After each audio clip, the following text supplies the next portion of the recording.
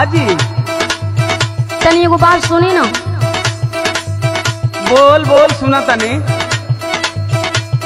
कह दी का गुस्साई ना ना। हम जानत मानी तू का कहबी। चुपचाप सूत लगली बक बक करे, बिना कहले तोरा पेट का पानी थोड़ी बचे वाला बा। सुना ए जी सुनी ना। अरे सुनाओ ना। जाड़ा लागता बलम जी सर कैलो खटिया।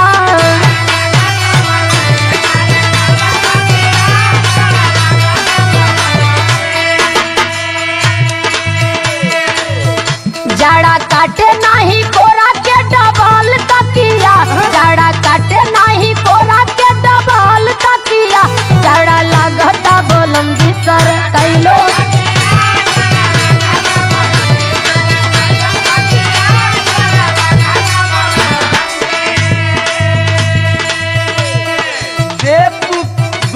तकिया लगोले वाली तबो तोर जाड़ नहीं खेजा। अरे ऐसे नहीं खेजा तबे ना कहता नहीं। ऐसे नहीं खेजा तो सुन एगो देहाती उपाय बतावतनी।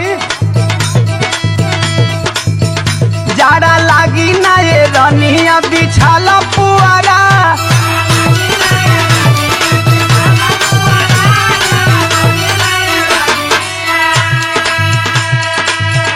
सब जागल बाटे कैसे करी खाट नियरा।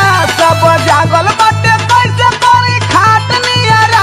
जाड़ा लागी ना ये रनिया बिछाला।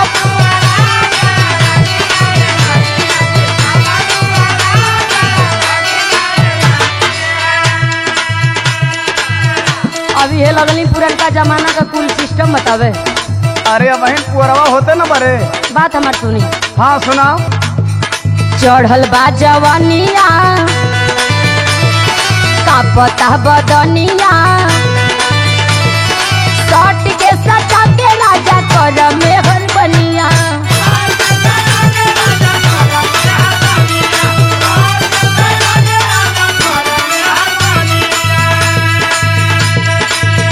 जाड़ हाड़ छेद मान लग मार बतिया।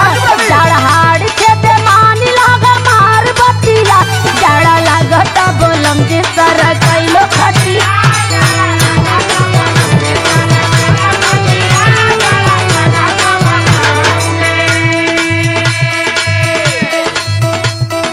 सुना मोरी धनिया कोरोना न दनिया। सट जाई खटिया तो बची नहीं पनिया।